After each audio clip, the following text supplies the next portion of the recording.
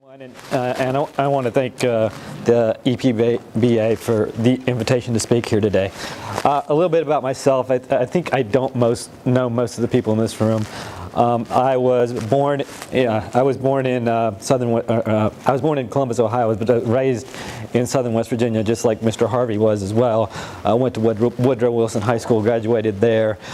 From there, I went to West Virginia University, graduated there with a BA in political science, and then went to law school there and graduated in 1994. I've been an attorney for 22 years.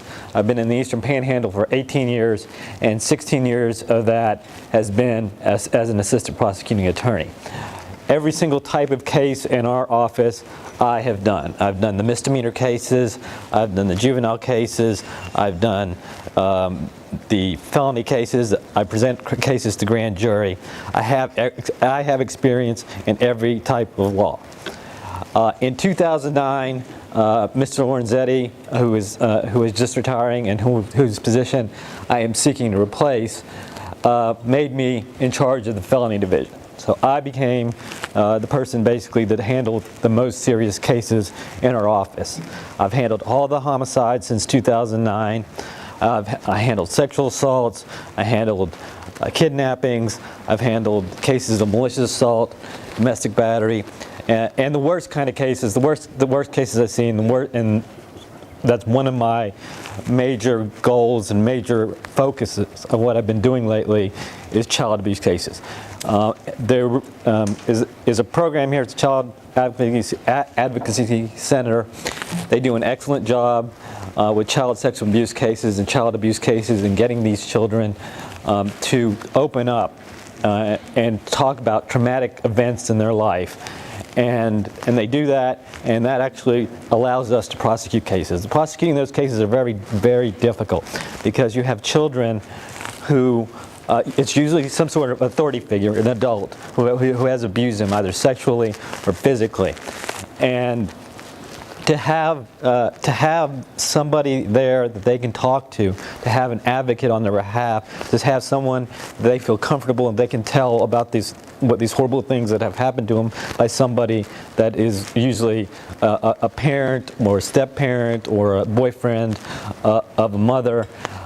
Is a really hard thing to do, and it's very hard to prosecute these cases, and that's why I've stressed on prosecuting those cases and made that one of the foremost priorities as a prosecutor.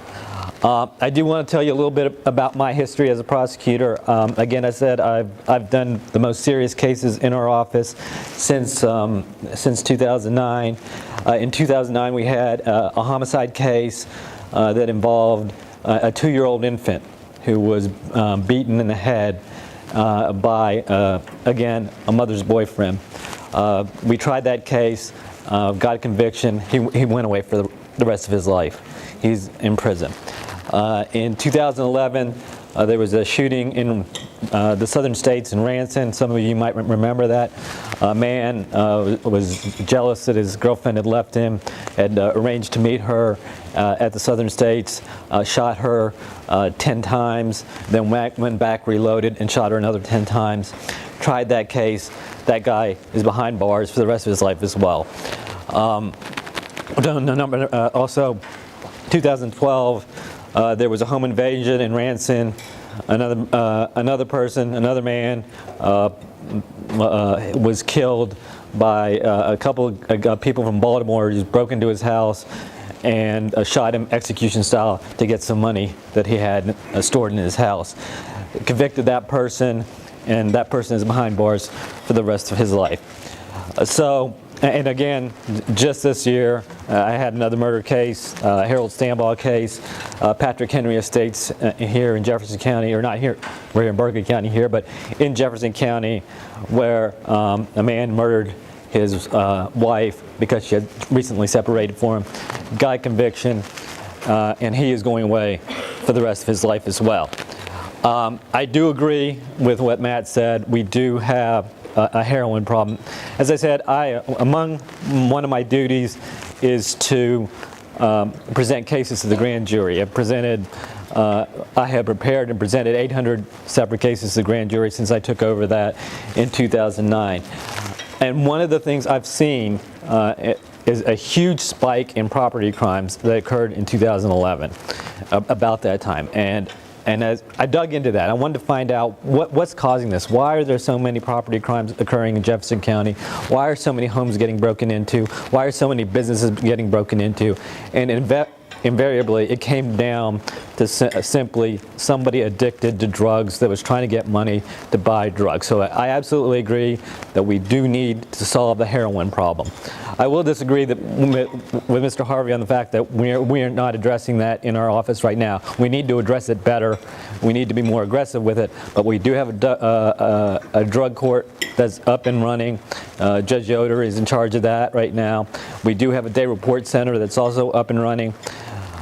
We are using those resources. We have unfortunately, the prosecutor's office cannot pay for treatment. We cannot send somebody treatment and say, here, this is going to come out of our budget. That is not something we are allowed to do. We can work with people.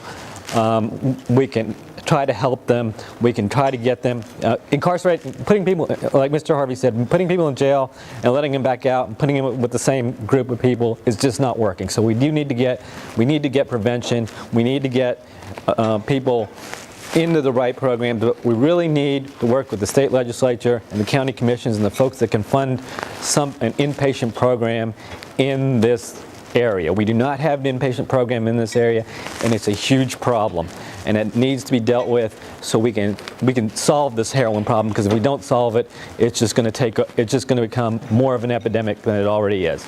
So I thank you very much for your time, and we'll answer any questions that anyone has later on. Thank you very much.